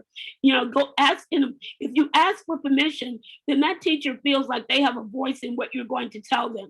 And then give specific examples when you give feedback. And also check in to make sure that the person is understanding what you are saying by having them repeat it. Receiving feedback also has some important guidelines. Don't assume the defensive. Always assume the non-defensive, and make sure that your body language is open to let the person know that you are willing to accept the feedback that they're giving, and then paraphrase the feedback. Dr. Joyce, is this what I heard you say? So repeating back what the feedback that they have given you will help you to understand it better. You might, because some teachers will get feedback and then later they'll say, you know, they said this, but I really don't understand what she meant by this. So ask the question at the time, request specific ideas, and then ask your supervisor, your instructional supervisor, to prioritize. If they give you a laundry list, then you ask them to prioritize. Okay, let's look at this and see what of all this feedback that you've given me, let's see what are the priorities, and then thank them for the feedback that they've given you. And so these are just some simple guidelines on what we can do to improve interpersonal relationship with giving feedback. So we have some interactive activities that we're not going to be able to do, but because I've been told that we do have a time limit here, that this is going to be available to you, and so hopefully you will have some time to conduct these activities. Professional development and supervision in online learning environments is something that you want to also begin to think about, particularly now that we're in smart environments. And some of the same constructs will apply, but online supervision is a little bit different from observing in the classroom. How do online principals and supervisors guide online teacher performance? These are 21st century questions that we're going to have to ask as we move forward in the future. What we need to think about now is what tools are available. We have Mentimeter, we have Zoom feedback, we have many features built into our technology that can help us with coaching as well as giving feedback. And so planning for instructional change. These are some models, and this will be the last part of our presentation today, is looking at these models, and then I'm going to give you a vision for the future, and we'll close out. There are 5 models that can be used for instructional supervision. They're called the clinical, the conceptual, the contextual supervision, and differentiated supervision, as well as developmental supervision. And so looking at each one of these, as you study this content, you'll find that an instructional leader might use the contextual, which means an individual is responsible for the supervision of teaching performance through peer coaching. Master teachers, principals, superintendents might fall into this category. We have clinical supervision is a form of inquiry, encourages reflection and analysis. Then we have clinical supervision, which focuses on planning, classroom observation, data collection. This is probably one of the most intense formats. Then we have conceptual supervision. And then we have some elements of conceptual supervision, which includes school structure, organization factors, and personal factors. And developmental supervision, which really focuses on matching the supervisory approach with the teacher in terms of what the individual teacher needs. So the types of assistance that you might give might be directive, it might be collaborative, or it might be non-directive. And so there are different ways of giving feedback. We saw in the video that teachers prefer the collaborative, but it was agreed that a mix of these 3 usually is best. And so you don't want to just stick with one style. And so you also want to consider the competence level and the confidence level of the teacher. And that would be contextual supervision. What does the teacher need? What is the extent of the teacher's knowledge, skills, and ability? And what amount of encouragement and support does that particular teacher need to reassure them that they are in a good place? And so you might look at this in terms of 4 quadrants: low support, high task, high support, low task. And you have these quadrants that I hope you will study. And so we move on. Differentiated instruction is just what it says. Intensive development, where you're looking at individualized training. And these are all supervisory options for instructional leaders. Implications for leadership: what is your preferred approach? It's a basic question. There are many options. How will you explore your current model of practice for instructional supervision, knowing that there is more than one way that you can go? So the question that we started with was, where do we go from here? We know that if we continue to do what we're doing, we'll continue to get what we've been getting. So some things that we know that we want to change include instructional practices that do not support standards of necessity. We want to get rid of those. We want to get rid of one size fit all. We want to get away from teachers blaming students. And we want teachers who are uniformed and who choose to use the support system. We want supervision for teaching and learning that is supervision. We want to get rid of superficial evaluation and checklists. It must be authentic, real, and contextual. These changes require 21st century leaders to be visionary, to be instructional leaders, to be influencers, and to be learners. So this is what the most important points here is that as a leader for the 21st century, it will not be the directive. So you must be an effective leader. And so 21st century leader will focus on these areas: supervision, curriculum, assessment, instructional technology, culture, climate, professional development, teaching and learning improvement. Changes in professional development must happen. Schools should create professional development plans that are data-driven, based on results and standards to really be effective. Professional development schools must go beyond the last new thing into what is best for the students and the teachers. And developing 21st century principles must be equity-centered. In other words, they must focus on the diversity that's in the schools in order to close the achievement gaps. 21st century instructional supervisor leader need to have tools and methods for creativity and innovation that includes communication, collaboration, consistency, competence, confidence, compassion, conceptual thinking, coaching, mentoring, cooperative, professional development, contextual supervision, conceptual supervision. And we need all of this in order to make the connections. So in conclusion, I say instructional supervision is all about the quality control of teaching and learning. Schools are still being designed and organized for the 20th century workforce and mission-based. So the argument here is that if leaders are going to properly prepare teachers and instructional designs for 21st century teaching and learning, a shift to emphasizing innovation and creativity, student-directed learning, and more collaborative instructional and contextualized supervision models must be seriously considered in the future. I thank you very much, and I hope you will go to the reading and resources so that you can continue your learning. Thank you so much. Thank you very much, and so much, Professor Joyce, for this very informative session. I will leave, if there is any questions to our participants. Let me just tell you that you really, in a smart way, connect between these four modules. We start with the concept of leadership and the future of leadership, and now we closed with how we supposed to be as principals, as supervisors, leading and provide our teachers with real, authentic supervision by the end to improve learning and teaching. Thank you so much. Can we go to the question? There is a Q&A. There's 5 Yes. Q&A. Maybe Dr. Joyce can answer them. Yes. Yes, I did answer some. I answered 3. 1 was dismissed because they took it back. So there are 5 open questions. How to encourage your instructional supervisors or superiors to gain more leadership qualities without crossing the line. And again, I mentioned before that I think the contextual or the developmental approach is probably best.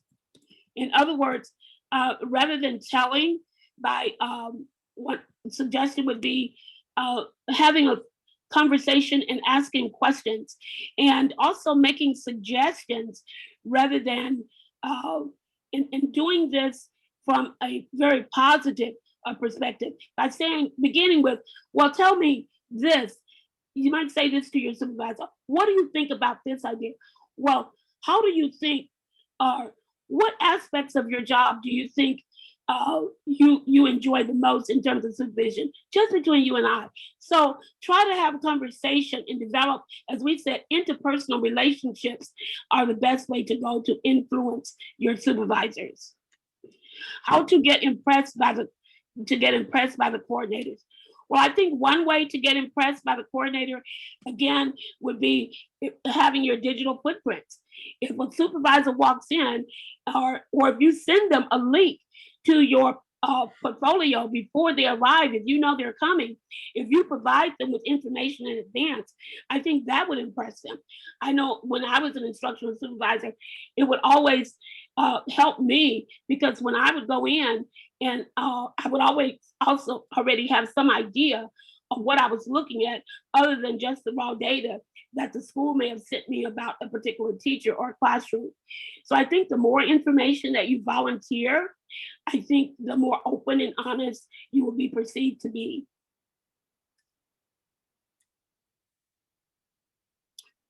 So I hope I answered that question. The next question, and I said, be yourself. That was one of the advice that the teachers gave, by simply just be yourself, and don't try to be something or someone that you're not. The other question that we have is, why do the teacher needs to get inspected and observed? I think we covered that in our presentation. The teacher needs to get inspected and observed so that the teacher can advance. Because if the teacher doesn't have anyone giving them feedback except for themselves, then they have no way of growing. And so being a teacher is more than just about giving. You want to make sure that you're getting back as well. And the way that you get back is that you give and that you share. So I hope that answered that question. I didn't type the answer. I guess maybe I have to type it to answer it. No need. Okay. And so the other question, could you please just clarify the slight difference between supervision and coaching? Yes, when you supervise, you are actually in an evaluative position. Whereas when you're in coaching, you're more in a training position where you are taking the feedback from the supervision and putting that into some form of implementation so that you can work with that teacher in order to come up with constructive ways whereby they can respond to the supervision feedback. So appreciate all the effort. Thank you so much. Okay, please clarify. So I hope that, so supervision, right? Supervision, you're giving the feedback, you're giving ideas, but then the coaching is following up on that information from the evaluation. Okay, how can we achieve the recommendations contained in the inspection feedback if the focus changes to different determinants or the inspector changes in the next visit? And that's why one of the suggestions I had was you want to ask that supervisor to prioritize. Okay, what's important? Okay, you've given me a lot of feedback. Let me understand this and let me understand that. And if you do anticipate some changes, you might ask them, well, are there some conditions here that are flexible or that might not be relevant, let's say, next month or so on. So you want to know what's going on in your school. You want to know what's going on in your classroom, as well as what the central objective of that supervisor's mission is. What is it they're looking to achieve? We had a slide, I believe, earlier that referred to, and it's really all about communication and being an influencer. But we have these different models here. I can't find it right now, but we go back to, and I do have more information posted on coaching that you can refer to. I'm going to move on to the next question so I can try to get everyone's question answered. Could you please just clarify? Yeah, I'll say so. I think I've responded to that. How can we achieve recommendations contained in the inspection feedback? Again, if the focus changes, okay, I've just answered that question by asking the inspector to prioritize, and also by looking at the goals and objectives and how they align with the school's mission and vision, as well as with the master plan that is a part of the ministry's vision for the schools. And then just simply calling that to the attention of the supervisor and asking them to clarify for you if there's still some confusion there. The focus changes. Yeah. I think I'm understanding that correctly, or maybe it's some, you can explain what you mean there if I'm not getting to your answer. Teachers need to grow, and the observations are one tool to do this. Absolutely, I agree with that statement, Tanya, all the way. And so going back to ISM, how do we change? ISM, if you want to open your mic, is that, did I understand your question correctly? This is for Issam? Yeah, ISM? Issam. Yes, Issam. Issam, you want to speak or? Oh, all right, I guess I answered the question. Yeah, priorities do change. And so that's another reason why you want to keep an ongoing portfolio. You want to keep good records yourself so that you can document these changes in terms of new directions. And if it's something major, then that is certainly something that you would want to at least ask the supervisor to please clarify, why that priority has changed, and make sure that you get plenty of notice so that you have opportunity to either question it or to make the changes that you need to make in order to move forward and to meet the expectation. So remember, you always, supervision is always about expectations, it's about inspection, it's about reflecting, and all of those things all of those emotions go in together. Sorry, my time. So Joyce, can we allow some attendees to speak, because we have Miss Dorothy. She wants to, I don't know if it is a comment or question. Go ahead, Miss Dorothy. Good evening. No, it is just a comment that I made. No worries. Okay. Thank you, Ms. Joyce, Dr. Joyce. Thank you. Thank you very much. And so when it comes, tell me a little bit about you. Are you an instructional supervisor? Are you a teacher? What is your role in the school district?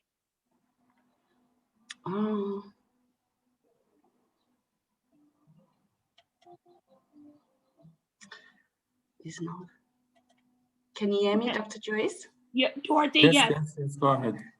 Okay, so I was an acting principal in South Africa, and I sought employment here in the UAE. I am now a homeroom teacher, just loving what I used to help other teachers with. I'm enjoying being in the classroom, absolutely. Okay. And so do you perform instructional supervision duties? Are you supervising teachers? Currently, no. I'm only here for a year in the UAE. Okay. Great. Yeah. Thank you so much, Dr. Joyce. That was so relevant and fruitful. Thank you. Thank you. Thank you, Dorothy. Thank you. And I just want to stress that right now, as I mentioned when I first opened up, that we are in we're in a state of dynamic development and and change. We're in a pandemic. And so feedback is more important. It's always important, but it's very important now that we are being asked to transition to different learning environments. It's very important that we get clarification as educators on how and what are the expectations, and so that we know that we're collecting the right evidence of our teaching practice, and that we're providing feedback to our leaders as well as getting feedback. It's a supervision communication. It's a two-way. It's two-way communication, and so leaders need us to also help them. And so we need to look, listen, and then interact in order to make sure that we keep the lines of communication open, especially during times of change. We have Miss Monia. If you raised her hand also, Miss Monia, go ahead. I Thank hope you you so don't have an issue with the mic. Thank you, Dr. Mahmoud Fatiha.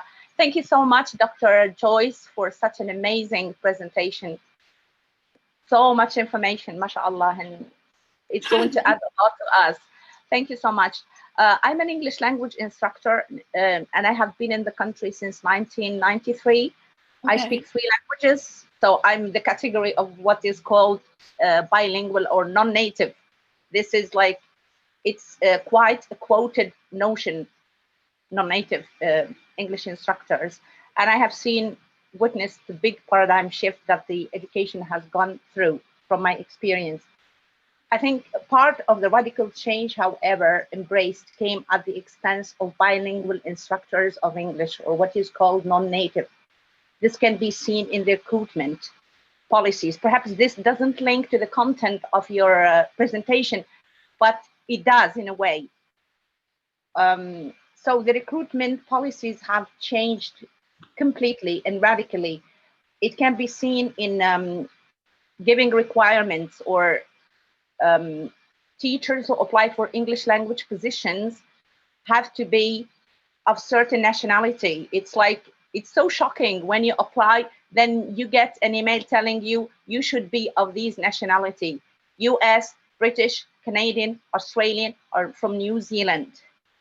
And from my experience, because I taught a lot with native speakers of such nationalities, I know that many of them, their core knowledge, their area of expertise or specialization is not necessarily English. All they have to do is just be native. Native, in other words, English is their first language, their mother tongue, and all they need is get a TEFL certificate. There are many kinds of certificates of this. But on the other hand, bilingual teachers or non-native, their area of expertise is English, which means they may have a bachelor or a master in English, which means they know the language comprehensively. It's civilization, literature, history. So when they teach, they put everything in context. It helps a lot. Unfortunately, it's a big paradox, I guess. And when you work in a place where the people who do the instructional supervision, especially when they are not, for example, from the field of English, and you can see that their supervision or their feedback or evaluation is not appropriate, it doesn't fit with what you have taught or done. Like, for example, once I remember a lesson I gave, I had a student do a demonstration lesson. The student was teaching the learners how to guess the part of speech of the words in eyes listening based on the blank in the test. But my inspector or supervisor gave me such a horrible rating. He didn't even recognize that students were at such a high level, even using guessing techniques and using the meta language.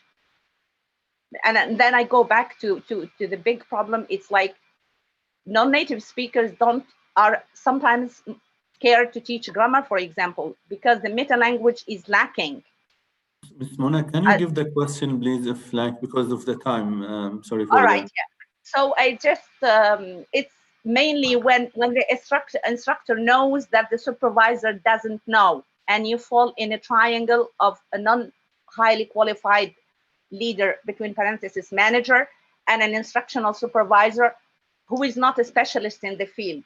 Because all the teachers who spoke at the beginning, it's like they are in heaven. They didn't talk about any challenges. And they all sounded, they are foreigners, like they hold foreign nationalities, the ones I have talked about. This is a big issue for me. It's a great experience, but it hurts me. It does, really.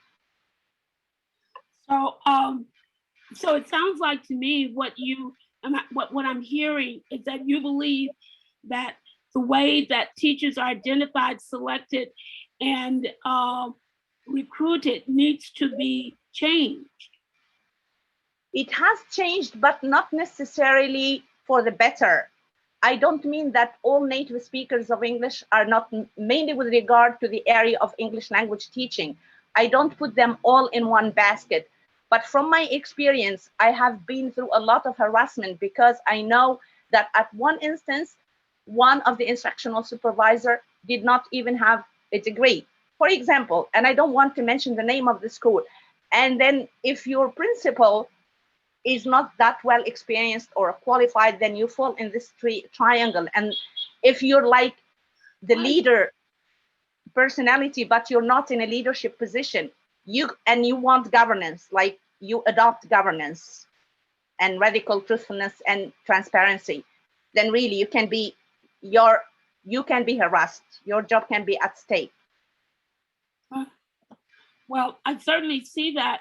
And I think the growing diversity in not only UAE, I mean, it doesn't, what you're describing here doesn't only happen in UAE, it happens in other countries as well, in terms of criteria that is used for identifying, selecting, and recruiting teachers that a particular ministry or school district determines that they need.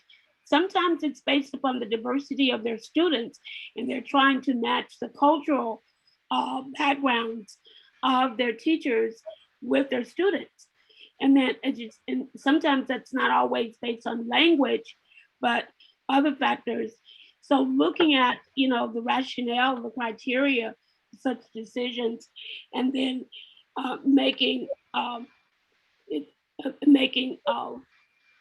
some recommendation or proposal that would build a case for perhaps how the impact of this could be minimized for those teachers who are qualified, who go lacking when it comes to their ability to be able to get positions because of teachers that, again, that you perceive or that are perceived as not being as qualified.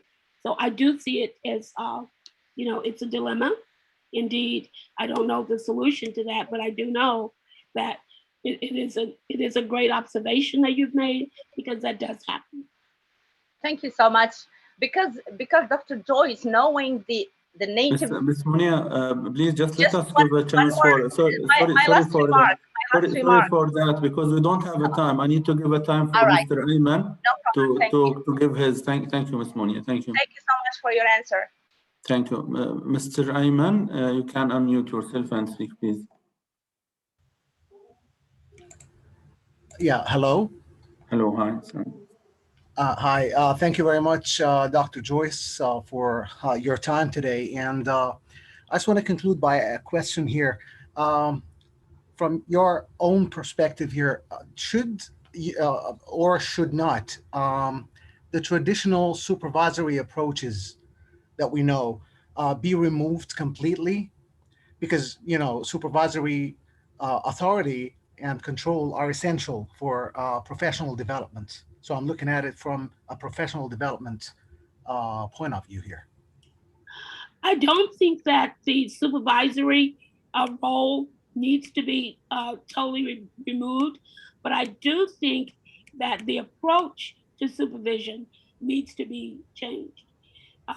In terms of, I shared several different models, and depending upon the structure, where the problem comes in is in the structure of the supervision system, not the supervision itself, but the way that it is implemented. For example, if we look at these different models, I'm going to go to one. So we have clinical, and we have developmental. I guess my point is, I think that instructional supervision needs to be more customized. Right now, we have, for the most part, a one-size-fits-all.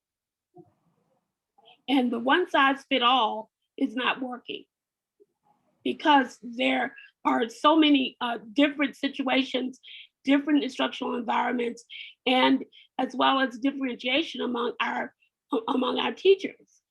And so I think that we need to look at models that offer more flexibility and also give the teacher more voice in deciding what that instructional supervision will look like for them. So we are with technology now, it's so easy for us to personalize. So I think personalized instructional supervision might be a way of the future. So if I may, so what I understand here is that it is important to differentiate instructional supervision from evaluation. Yes, because what they go hand in hand. They are part of each other, but the supervisor, most of the time, my experience has been the instructional supervision is input into the performance review.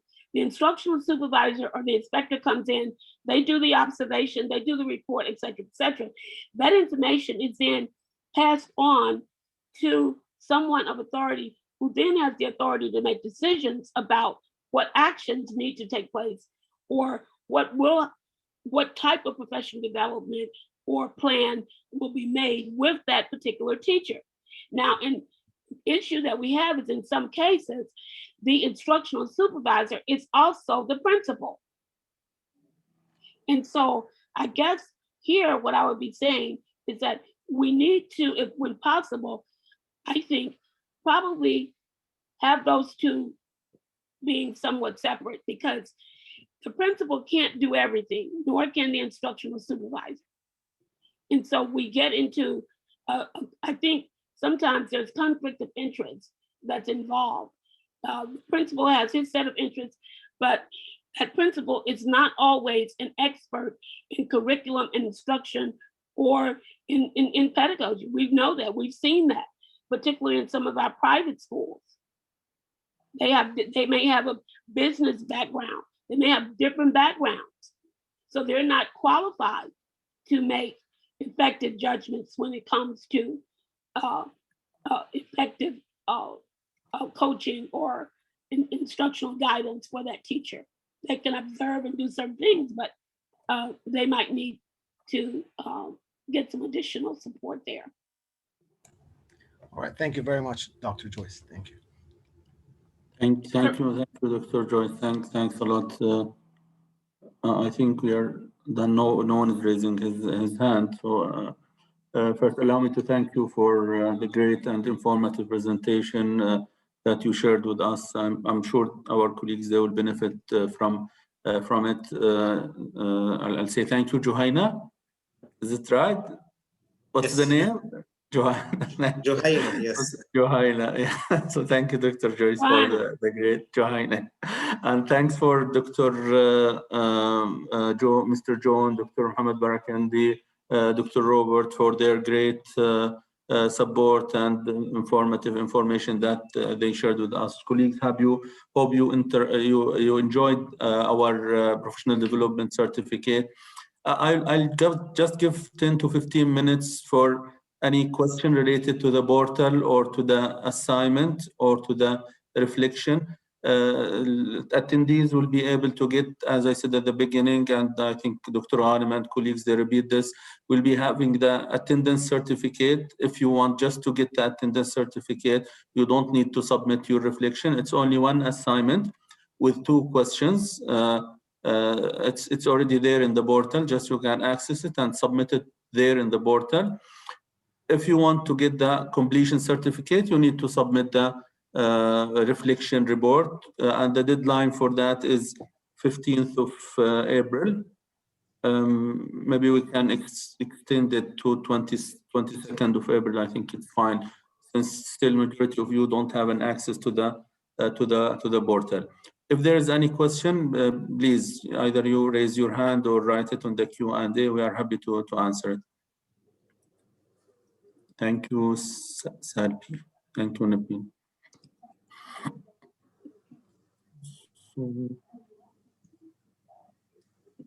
Yes, and I would just like to say, yes, I do, in response to individuals who were saying that they would like the materials. Yes, I did send Dr. Fatia the links, additional links to resources that I have cited in the presentation.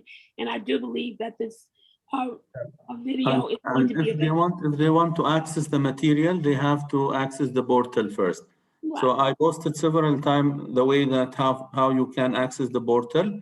It's a simple way. Just you need to use your email that you register in the beginning, the password that they send you. and then enter and enjoy the videos and the materials and the additional information there, which is available for all attendees. Maybe Ms. Wafa is raising her hand. She wants to ask. Ms. Wafa.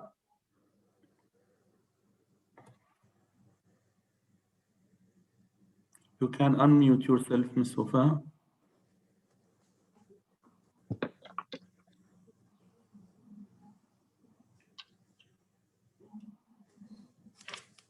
You need to unmute yourself, just Ms. Wafa. Yeah, hi, how are you doing? Hello. Fine, thank you. Hi, how are you? I'm good. In fact, I have a small comment, Dr. Muhammad. You always mention the compulsion and the attendance. January and the one before, January, like a series or modules or whatever, almost all my staff and myself, we completed all the reflection forms, and all of us, we got the attendance certificate. So I don't know. And I will answer this in general, Ms. Wafa, if you allow me. As per the, we are an academician by the end, so we have a requirement to get the completion or the attendance certificate. If we get insufficient information, we will not give the completion certificate, and we send to the attendees to update or to rework on their submission, but unfortunately some of them, they don't send us. The other cases which we don't give the completion certificate, it's related to academic integrity issues or plagiarism issues. So there's like a specific cases, and we send it again, we resend it to the attendees or to the participant, and we ask them to rework on their paper, and they resubmit it, and we provide them with the completion certificate. Again, those are regulations. It's a symbol, it's just a reflection. And as we explained previously in the previous modules, in reflection, there is nothing right or wrong. It's just your point. What is your understanding, how you can reflect on this study, and how you can benefit from it as a teacher. So those issues we faced, Ms. Wafa, in our grading for the assignments, and we put those regulations. So if there is an insufficient answer, we just release the attendance certificate. If there is a plagiarism issues, we don't give also the, even in some cases, we don't give a certificate at all, because the majority of the modules were copied from the website. Yeah, you're right.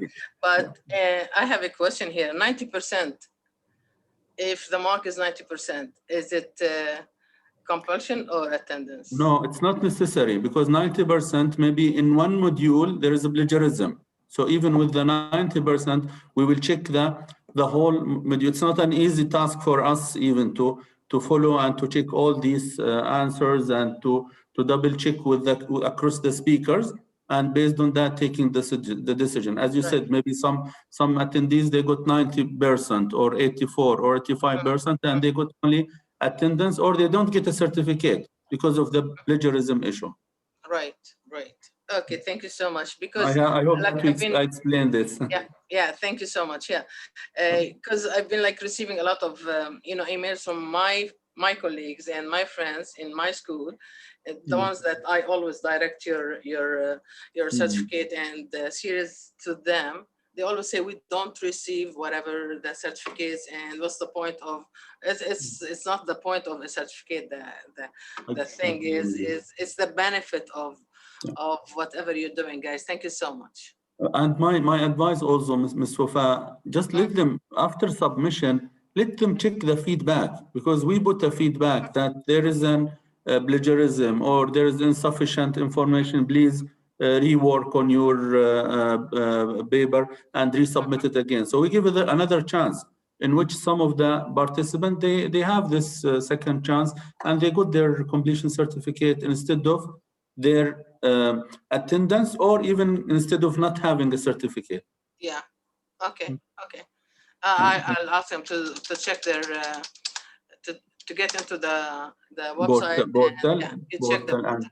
Yeah. All right. Thank you. Thank you so much. Thank you. Appreciate it. Thank you. Yeah. Thanks a lot. So Thank you, Mr. Ayman. It was a pleasure having you. So I think we came to the end of our professional development certificate. I hope that all you enjoyed it, colleagues. And we hope that we will see you, inshallah, in our coming certificate, which is School Counselor Readiness for Change. And this will be in June, inshallah. We will be having the 5th one in October, Educational Technology, and the last one in December, Inclusive and Special Education. Enjoy the rest of the day. Please check your portal, answer the question, and submit it to get the completion certificate. Thank you, Dr. Joyce, again. It was really a pleasure having you with us. Thank you, Dr. Joyce. Thank you. So Good luck. Thank you. Take care. Be safe. All right. I'm leaving now, Thank you. but I'll be back. Sure. Yes. we will follow you. She left. She left, yes.